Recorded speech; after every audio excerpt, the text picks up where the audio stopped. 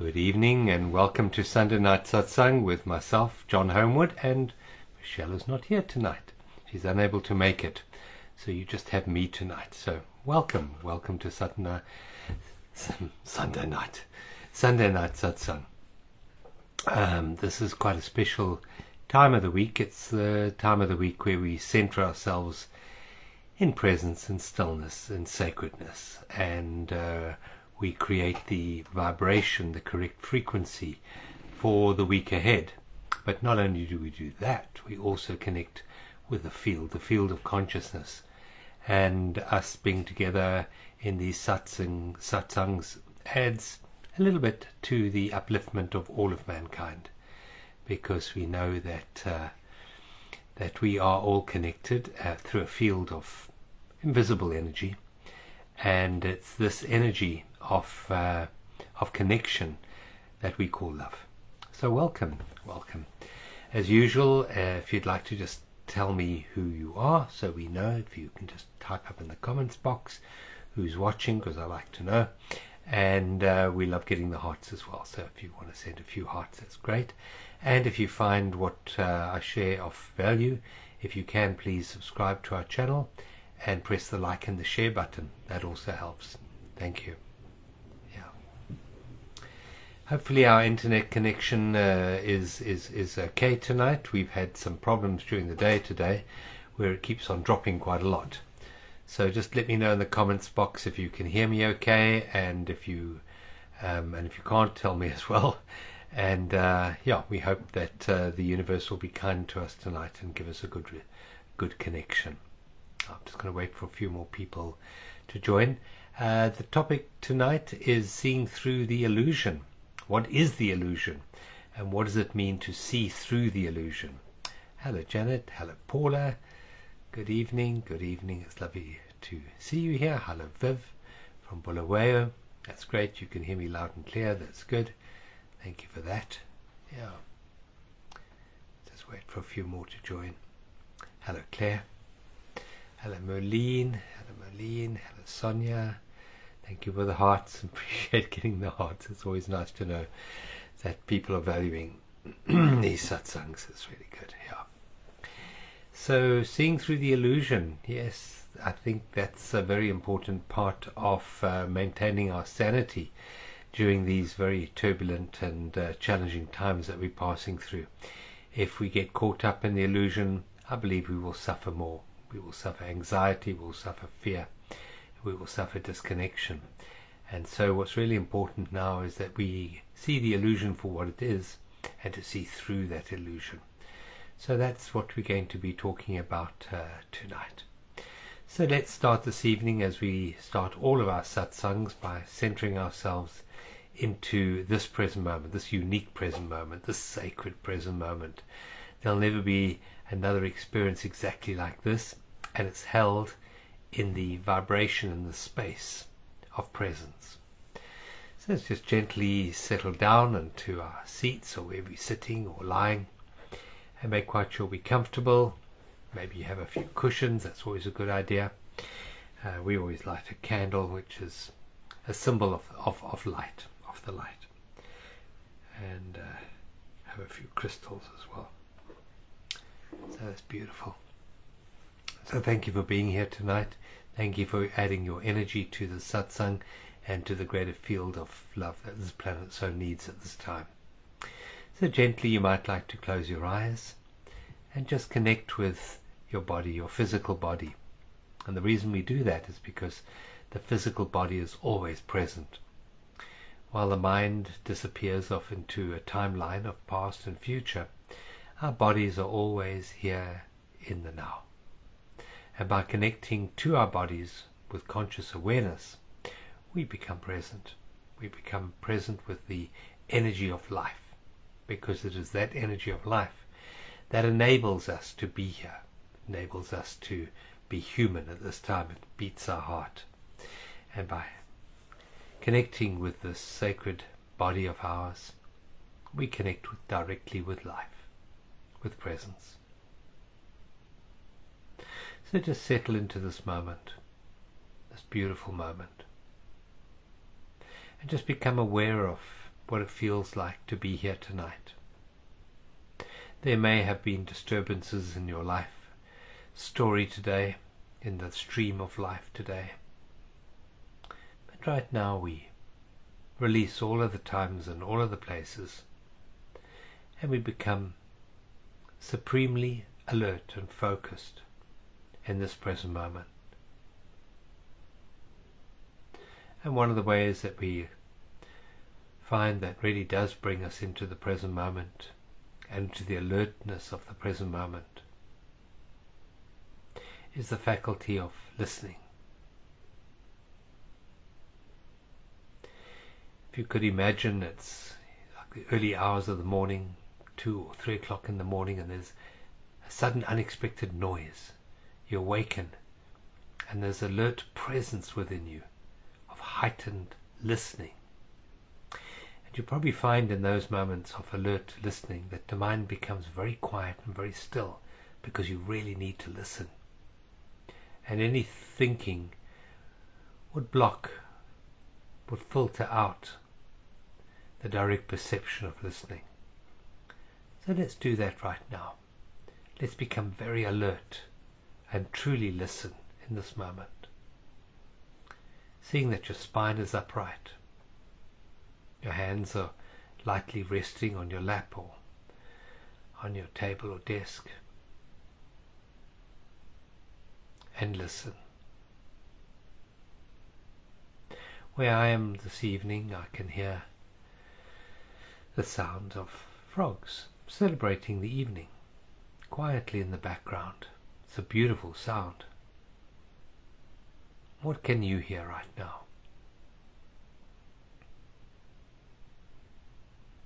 You might hear the hum of an electrical appliance, maybe a fridge.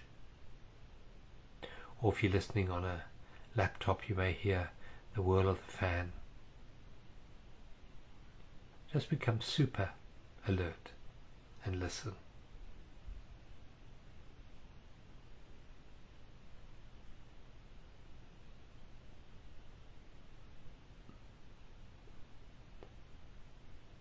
And as you listen, become aware of who is listening, what is listening. Become aware that you are listening. Yes, through the faculty of the ears. It may be interpreted by the mind, but underneath all of that there's you. Just awareness that listens. In fact, it's stillness that truly listens. See if you can connect with that stillness that is your true essence, that is listening in this moment. Another word for stillness is being. It is the being that's listening. The human becomes secondary in this moment. The human is not so important. And let the being become center in the awareness.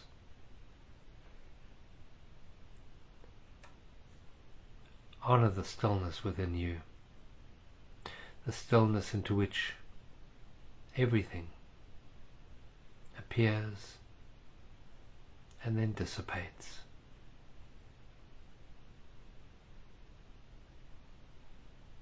And this stillness, while the mind may perceive it as nothingness, is actually the fullness of life. This no-thingness is being.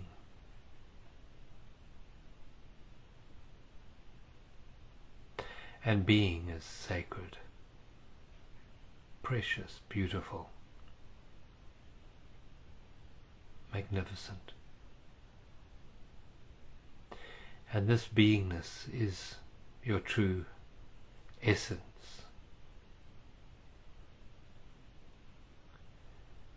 Doesn't really have a name or a gender or an age,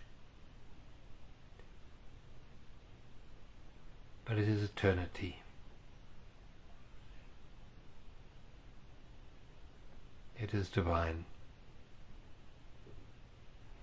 And so this divine essence of awareness is listening right now. Using your ears but it is not your ears. It's the means that the ears can listen.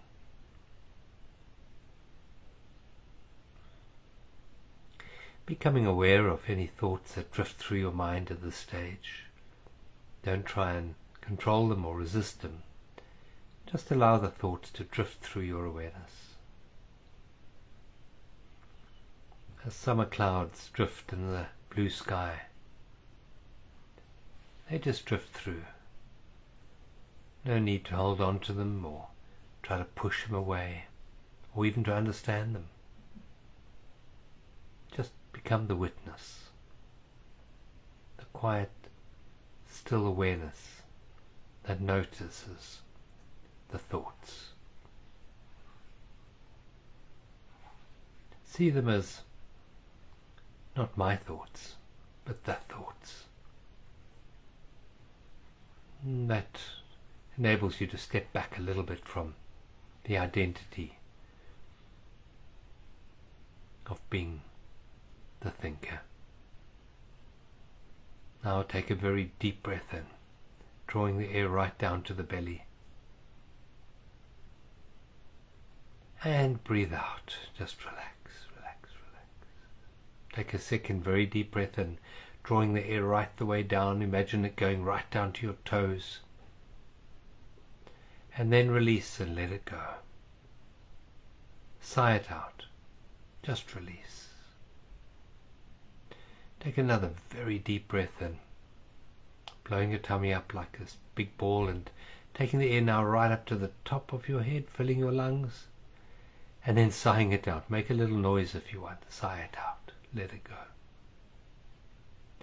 Just continue to be aware of the breath, but don't try and control it.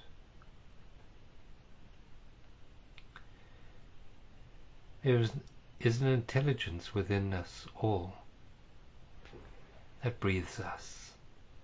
It's an intelligence called life. And life works best when we don't try and control it, when we surrender to it. So let's, in this moment, just surrender to this intelligence and allow it to breathe us. But keeping our awareness on the flow of the breath.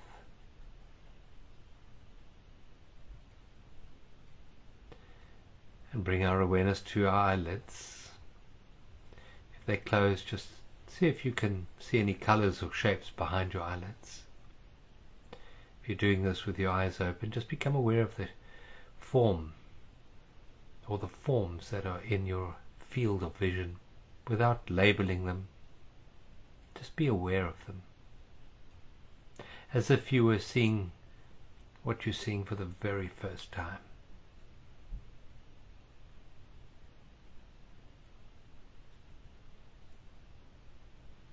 And just be aware of any images that float through your field of vision if your eyes are closed. Don't try and hold on to them or judge them or analyze them in any way at all. Just allow the images to drift through your awareness.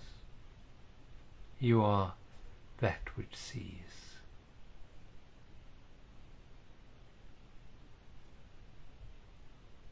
Become aware of where your hands are resting and become aware of the awareness of your hands resting.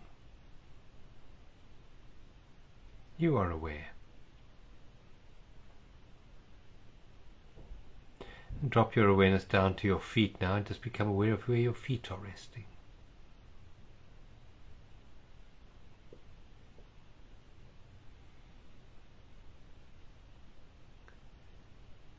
This moment is real. The awareness of your feet and your hands and your eyes and your ears, that awareness is real. This awareness is eternal. Our forms come and go. Things appear and things disappear. This awareness is formless and timeless.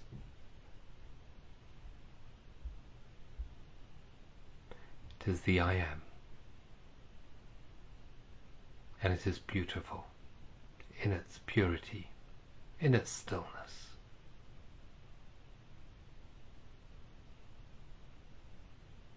Let's take another deep breath in.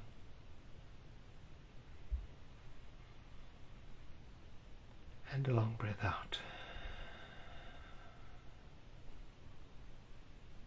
And gently, when you're ready, you may open your eyes if your eyes were closed, and just bring your awareness back into the world of form, the world of things. Thank you. Thank you for all being here tonight. Thank you. It's lovely to have this gathering on a Sunday night. Sorry Michelle is not able to be with us tonight. But even that maybe is perfect, because everything is perfect, despite what the illusion tells us. And thank you for the hearts. Appreciate that. If you have any comments and questions, you may always type them up in the box. I don't always get to read those messages while we are busy with satsang, but we definitely do respond afterwards. So, yes, seeing through illusion. What is all that about? What is the illusion, and what is seeing through the illusion? Well, the illusion has different aspects, different faces, and the primary illusion is created by what's called the mind. And the mind has a little identity called the ego. And it's very simple to see what is illusion and what isn't illusion, because the ego always needs to defend itself. So I'm going to say that anything that needs defending is the illusion. The illusion always needs defending. That which is real transcends that which is born and which dies. It transcends that which can be threatened. The lovely line in the Course in Miracles, which we quote quite a lot, particularly those who do the retreats with us. You'll always know it's on the board for most of the retreat, and it's nothing real can be threatened, and nothing unreal exists, and therein lies the peace of God. So let's look at that for a moment. Nothing real can be threatened. So just think about your lives, think about the things that you can see around you right now.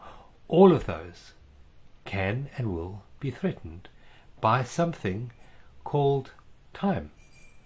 Your physical body is threatened by time. In fact, time is, people look to time to bring them happiness and fulfillment and salvation. But in fact, time is actually a mass murderer, in that it kills everything in the end. Everything dies in time. And Eckhart points out in his book, I think it was The Power of Now, that time is not only a murderer, but it's also a bit of a sadist. If you want to know the devious workings of time, you go and look at your face in the mirror, and you can see what it has already done to you. So time is part of the illusion, because the illusion is that which comes and that which goes, and only that which is truly real is always present, always here, always now. And who you are is not that which needs defending. So let's look at that as a primary illusion that we have. The little me always needs to defend itself. It always needs to justify itself. It always needs to explain itself, because if it doesn't, it's going to collapse. And the little illusion is all about the little me, the finite me, the vulnerable me. And when we identify with that which is born and that which dies, there will always be an underlying fear. It's the primary fear. It's the fear that sponsors all fears. All anxieties come from this one illusion. And the illusion is that I am this meat suit, this physical body that I'm inhabiting, but I'm also the psychological form that I have created for myself. And that psychological form is an accumulation of achievements or failures. It's an accumulation of education. It's an accumulation of relationships, identities, roles that we play in those relationships. It's an accumulation of careers that we have, of financial levels of financial abundance that we have, or lack of so. It's an accumulation of identity with things, with forms. That's the psychological body that we have. And that can't be you. And the reason I know that is because prior to all things, you existed. If you just think back in your own life, think back to the age of 10, for example. When you were 10, you existed. You know you existed. But the body that you were wearing then is very different probably to the body that you're wearing tonight. The things that you had, or that you surrounded yourself with, are more than likely very different to the things that you surround yourself with now. Your memories at the age of 10 were probably very different to the memories you have now. The future projection or projections that you had then are probably very different to the ones that you have now. Your relationships then at the age of 10 are probably very different to the relationships you have now. The relationship with yourself is probably very different to the relationship with yourself at the age of 10. So we know that all of those have passed, and yet you're still here. You're still here. And the fact is, the greatest fact, and the release of all fear and anxiety, is that you, the real you, the essential you, will always be here. It can never go anywhere because it's awareness. It's timeless. It's eternity. It's always here. While the body may come and go, while the achievements and the memories may come and go, you're still here, and you always will be here. So that's the number one illusion. The illusion is that I am what I do, I am what I have, and I am what other people think of me. In other words, I am a container which can be admired and can be filled, can be emptied, but I'm the container. And I'm going to say, no, you're not the container. You know, I've said before, and many times before, that when we're born we get given this basket. I always imagine a wicker basket, and someone staples a name on. It's your name, and that's fine. You now have this this basket with your name on, and into the basket goes all your experiences, all your acquisitions. Your first train set or dolly goes into there, and your best friend goes into there, and your education goes into there, and your first lover goes into there, and eventually your children go into there. If you have children, your careers go into there, your failures go into there, and this basket contains a whole lot of stuff. And I say there's nothing wrong with having a basket full of stuff. Not at all. It's part of the human experience. It's rather like a shopping mall here, and we just buy and put stuff in our basket. It's wonderful. It's part of the very precious human experience. And the problem comes in, though, is when we think we are that basket, that the container of all of our experiences. We're not that. The moment you identify yourself as that basket with your name on, you become the basket case. In other words, you become a little bit insane. And the illusion is the illusion of insanity. If you just think for a moment, if you go into a psychiatric hospital and you walk down the passageway, and you perhaps might bump into a few insane people, and they might be giving you a whole string of story, and it doesn't make much sense to you. What they're saying doesn't make much sense. They'll be talking about this and talking about that, but it's not in your present reality. And you look at them and you think, well, they're a bit mad, aren't they? They're a bit mad. And the degree of sanity is really the degree of presence within you. And that person that you meet in the corridor of the sanatorium has almost no degree of presence in them. They're completely caught up in a story in their head. Their thoughts are more real than reality. They've created a reality that has become more real than actuality. And aren't we all like that to a certain extent? Haven't we all created a story in our head that we make more real than reality? And so the degree of insanity is a separation from presence. And an awful lot of people live most of their lives separated from presence. And they make the story in their head more real than the actuality that they're living in this moment. And that story is the matrix. That story is the illusion. And it's all, usually, all about a me, a finite me, a labeled me, a gender me, an age me, a role me, etc., etc. And that's the number one illusion, is the illusion of self, the illusion of that identity that we have created for ourselves, which is the root of all fear and anxiety. Why? Because all of that we know at a deep, deep level will dissipate, will go. And the mind perceives that goingness of that which is finite and limited as death. And the last thing that the ego ever wants to do is die. The personality doesn't want to die. The mind doesn't want to die. And yet it knows the truth, that everything that's born dies, but doesn't want to accept that truth. So it tries to cling to an illusion. And the moment you cling to an illusion, the result of clinging and attachment to an illusion, it's always pain and suffering. And hand in hand with that goes fear and anxiety. So fear and anxiety are the result of clinging to an illusion. The illusion again is, I am what I do, I am what I have, I am what other people think of me. I am this body, for example. It's an illusion. I am my achievements. It's an illusion. I am my roles. That's illusion. And only by really looking directly at that illusion and examining it in the light of awareness can we start to see through that illusion and find that which isn't subject to time, which is never born and which never dies. And when you discover that to be yourself, then you're able to let go of the side effect of that illusion, which is fear and anxiety. Going back to that lovely quote from the Course in Miracles, nothing real can be threatened, and nothing unreal actually exists in any permanent state. And noticing the difference, discovering the difference between those two, what is real and what is unreal, therein you discover and experience directly the peace of God. So that's a beautiful, beautiful saying. And if you get that, you don't need much else. You really don't even need to read the Course in Miracles if you understand that one line which is on the opening page in A Course in Miracles.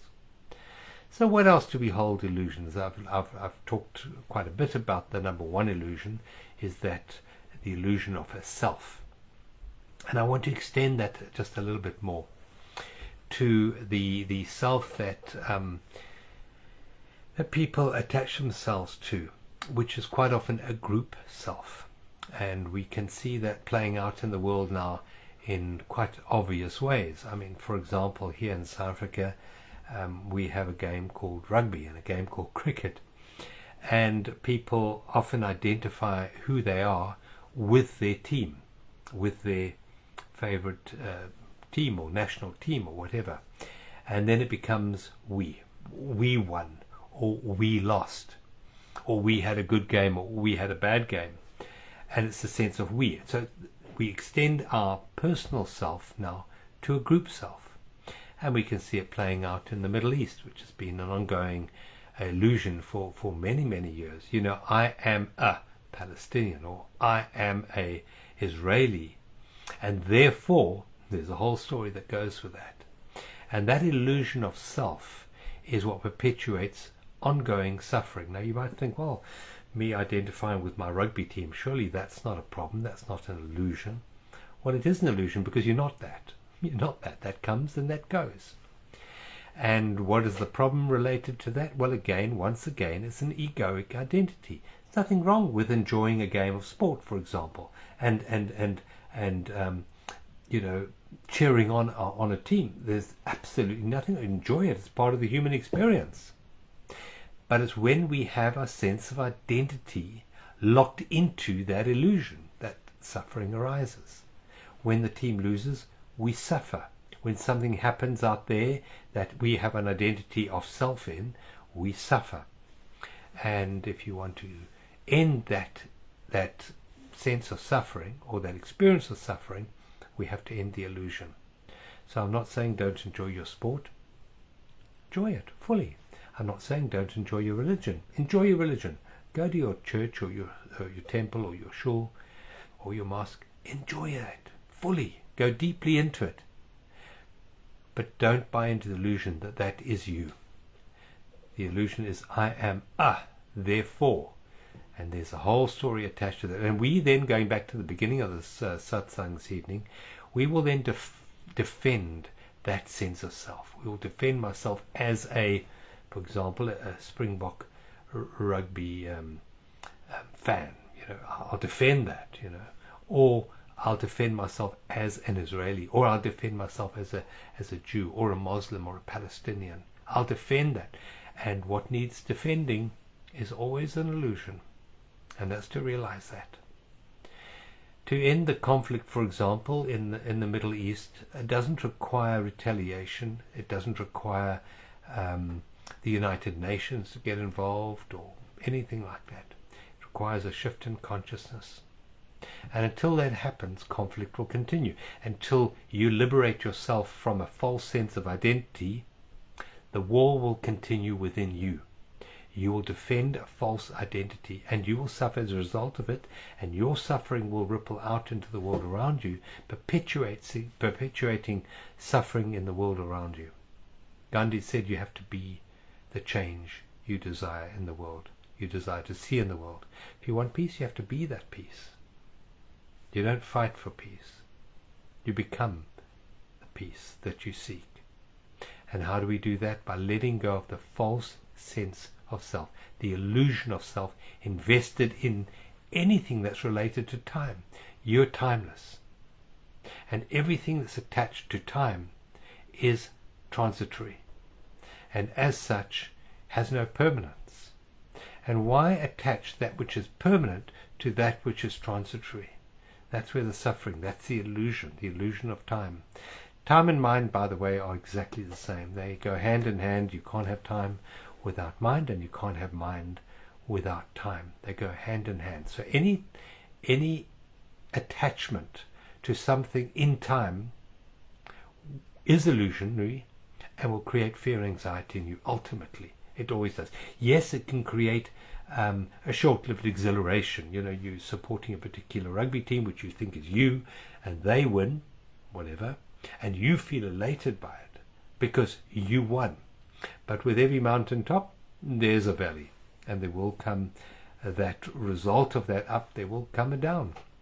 And don't forget, if your team wins in a game, for example, and you're feeling elated, in that exact same moment, because the universe is always in balance, the moment you're feeling up, you have automatically created others that feel down.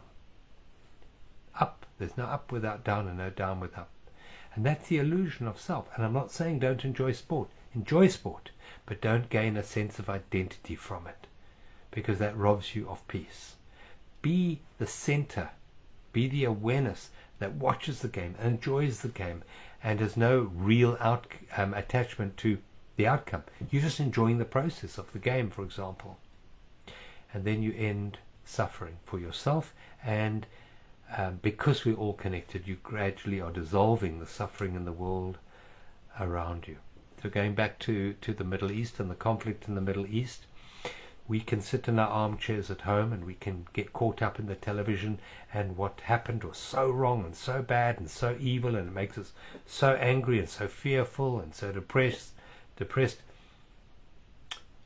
In that moment, are we adding to the problems of the world, or are we healing the world? Are we actually helping anyone in the Middle East by getting angry in our armchairs, by being fearful? No, not at all. But in that moment, if you switch off the television and you go into your peace, in that moment, do you think you're helping the world? Yes, you are. Your vibration of peace within you will ripple out into the world. And those that are ready will see the light and come into the light, and will shift out of that darkness, out of that ignorance. Because remember, first of all, I don't believe in any victims in the world. There are no innocent victims. I believe that there's always a balancing act going on, and we call it karma. And as such, everyone is experiencing exactly what their soul needs to experience. I'm not saying that anyone deserves it, not at all, but their soul has signed up for that particular experience and is experiencing for their highest good if they wish to take the opportunity. We can all use challenges in our lives to embitter us and anger us and pull us down. That again is a choice that we make. Or we can use challenges to enlighten us, to squeeze us out of the illusion into higher states of awareness. And, you know, people say, yeah, it's all very well saying that, but there are many people suffering. Yes, there are many people suffering. But by you suffering doesn't help them at all. By you suffering in your armchair or in your mind thinking about those situations doesn't actually alleviate suffering. It adds to that suffering. It adds to the illusion of separateness in this world. And that brings us to the next big illusion, the illusion of separateness. That's a good one to talk about. We see ourselves as separate. Yes, we see ourselves as a collective we, and my nation and my tribe or whatever, my religion, yeah, that's one. But on the other hand, we see ourselves separate. I'm separate from that over there. For example, in this situation, I'm separate from those terrorists that did those horrible deeds. But what if there was only one human consciousness experiencing itself in many different forms, but one awareness, one consciousness? There's no separation. There's a perception of separation. Yes, it appears that way. But what if they weren't? Just imagine it this way. So you have, for example, 5 fingers, 4 fingers and a thumb on your hand. And let's just say that you put finger puppets on each one of those. Finger puppets. You've got 5 puppets, and then you project onto a little stage, and you cover this bit up, and all these finger puppets are all playing around. They're playing their roles, and they all seem to be separate.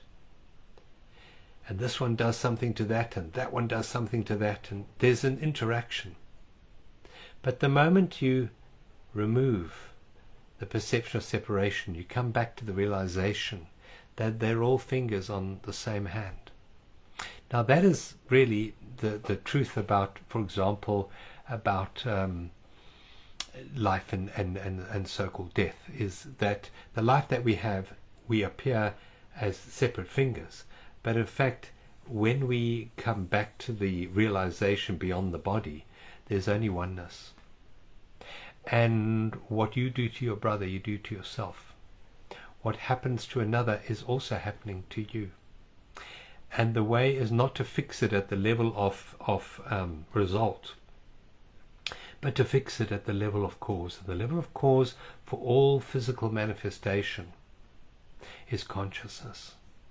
Consciousness is the primary cause of this physical reality. And now is the time to awaken to every thought, the realization that every thought we think and every feeling we feel is creating an external reality. And if we continue to perceive ourselves separate, in other words, there's them and us, then we will perhaps think thoughts and feel feelings and maybe even take certain actions which are detrimental to the whole. Yes, they might be good for the individual.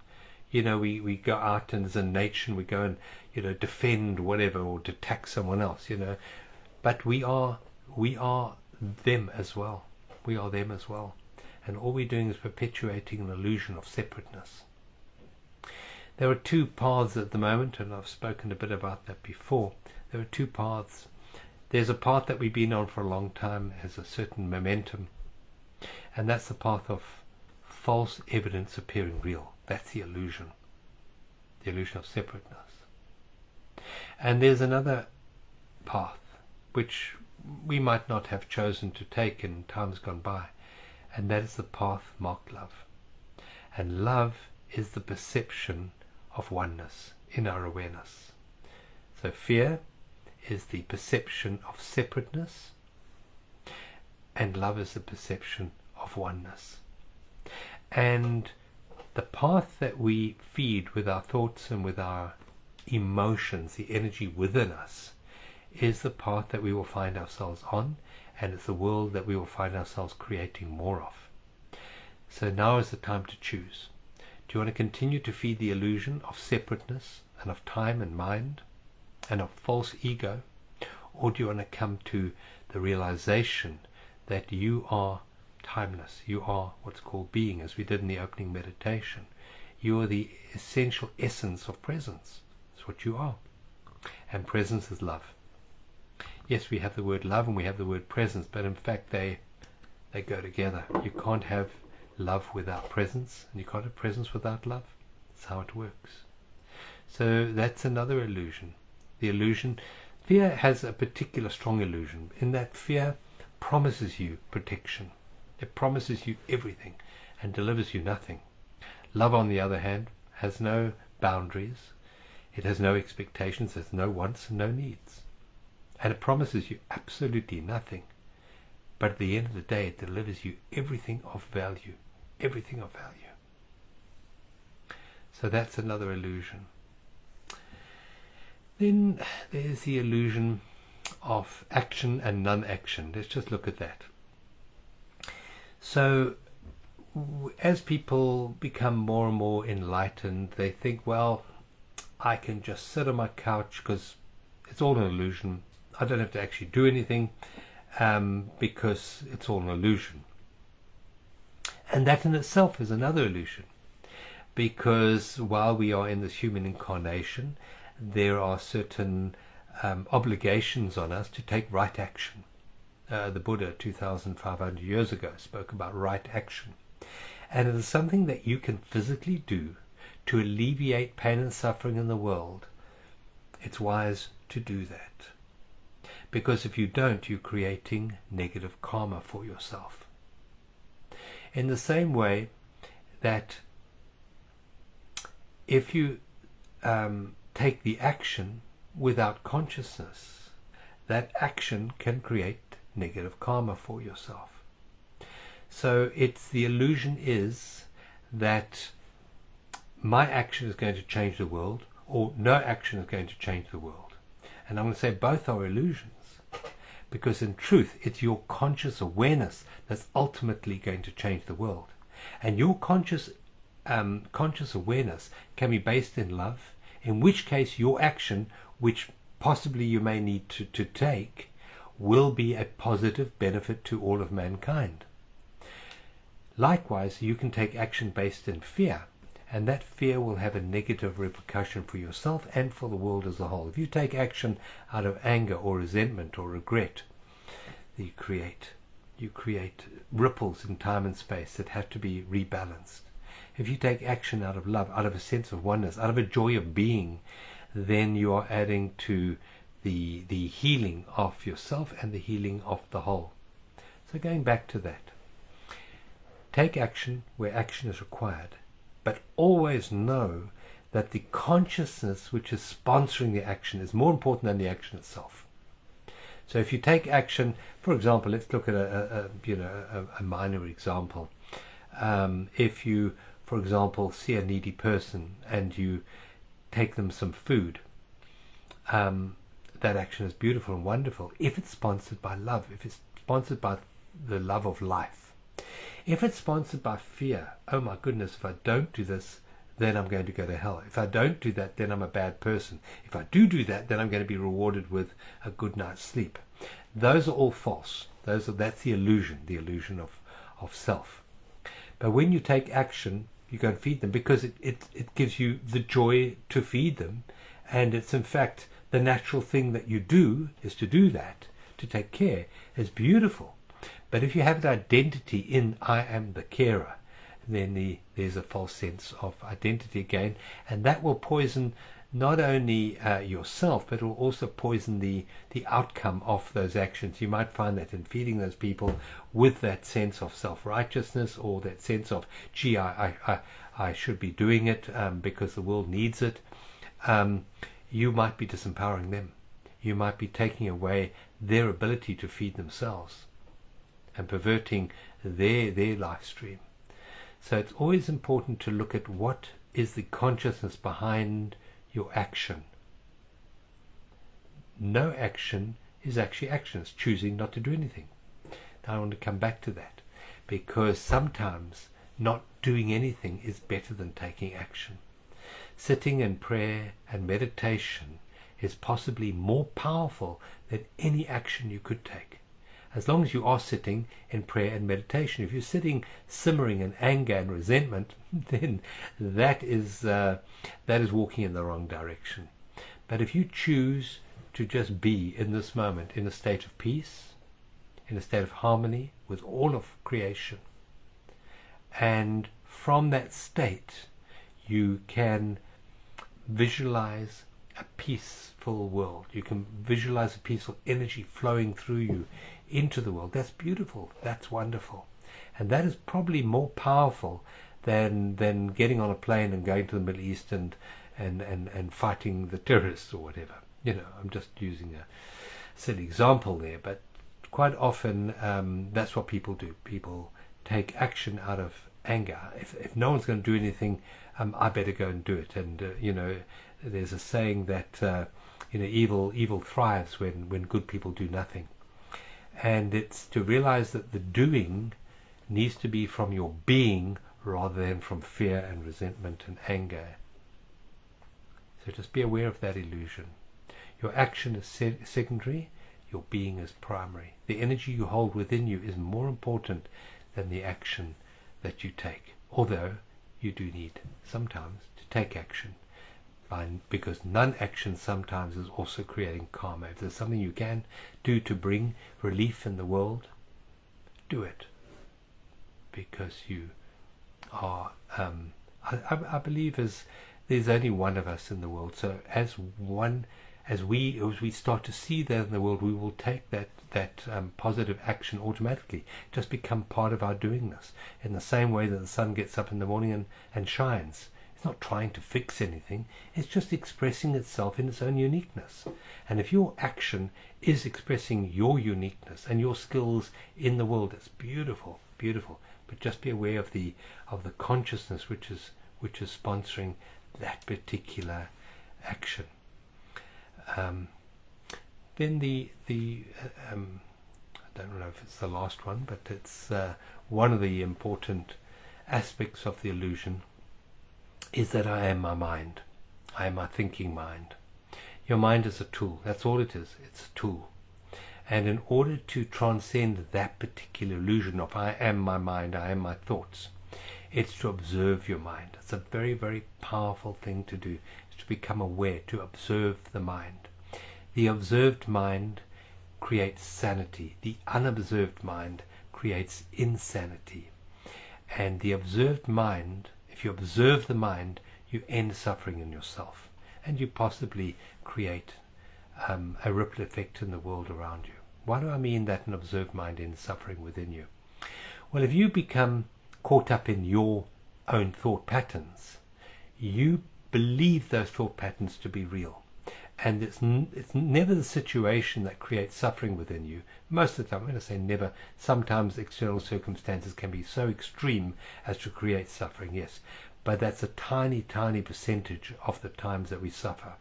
Most of our suffering, probably 95% of our suffering, is not the actual event creating the suffering.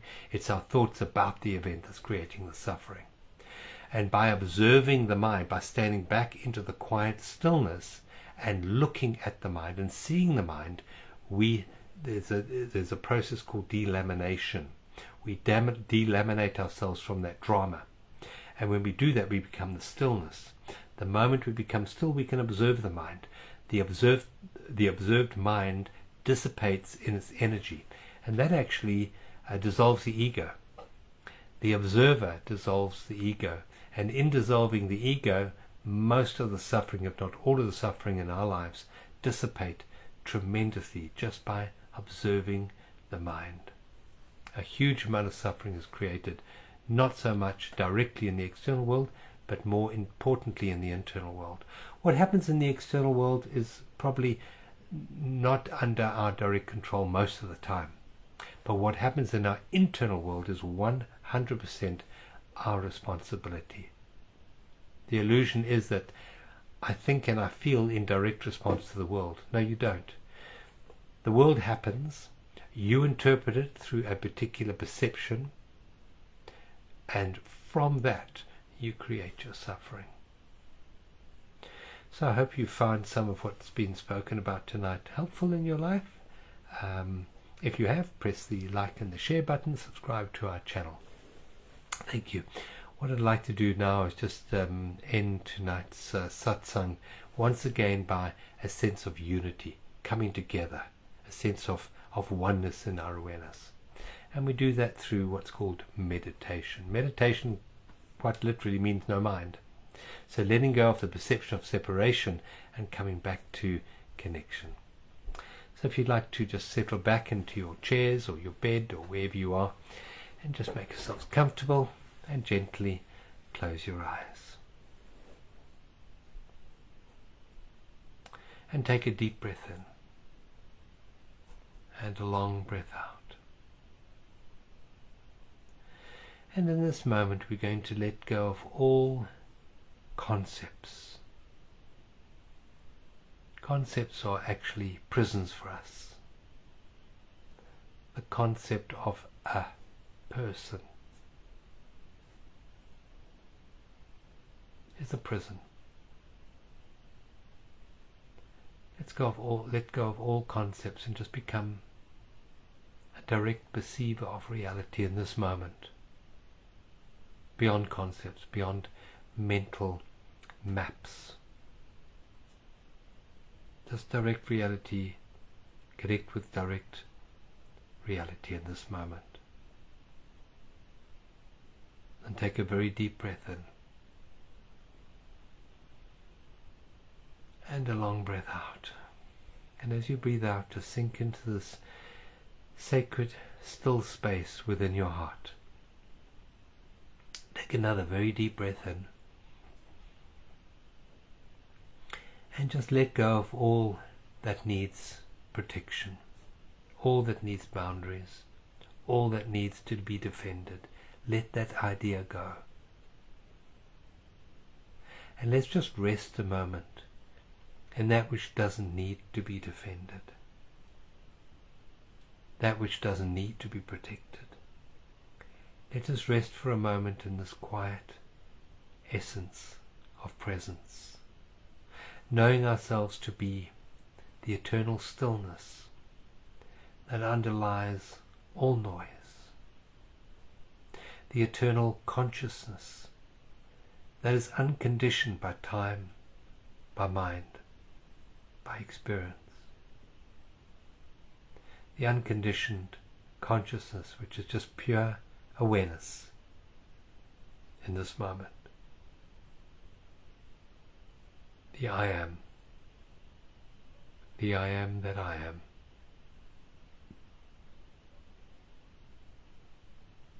Let's just rest a moment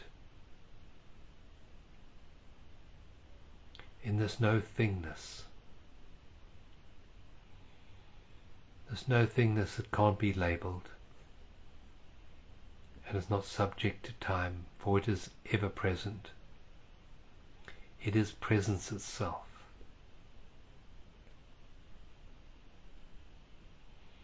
It is a direct manifestation of divine consciousness. I am that. I am.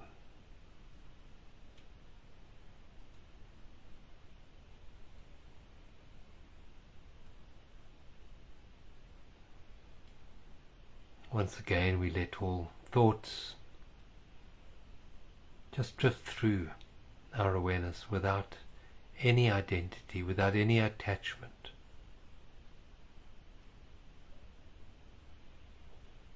We let the awareness of the body just drift through our awareness with no attachment, no identity. The mind is just the mind. The body is just the body. Yes, they are beautiful creations of form, but as such they're not eternally real. They're transitory. Take another deep breath in.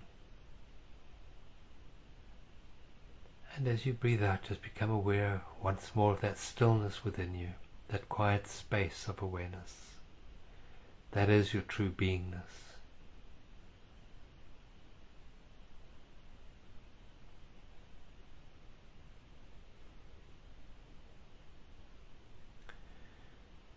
And this state of awareness is always at peace.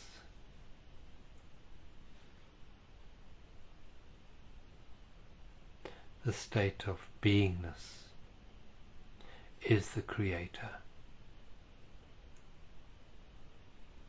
And we now choose to create from a place of oneness, rather than from a place of illusion, from a place of separateness. I and my Father are one. Those words were spoken 2,000 years ago. Realize them in your own essence, in your own beingness. I and my Father are one. Let's end the illusion of separateness, of not good enough, and come home to love.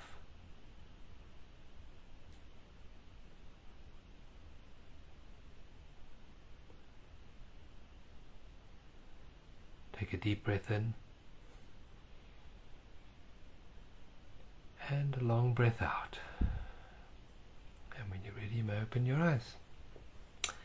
I have the affirmation cards, and I'm going to just select one for the week ahead to be our guide in the week ahead, because affirmations are very powerful ways of reformatting the mind, of bringing the mind back under our control.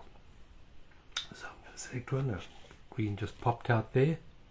Oh, that's beautiful. The affirmation for the week ahead is, I honor and love the divine in me. That's truth.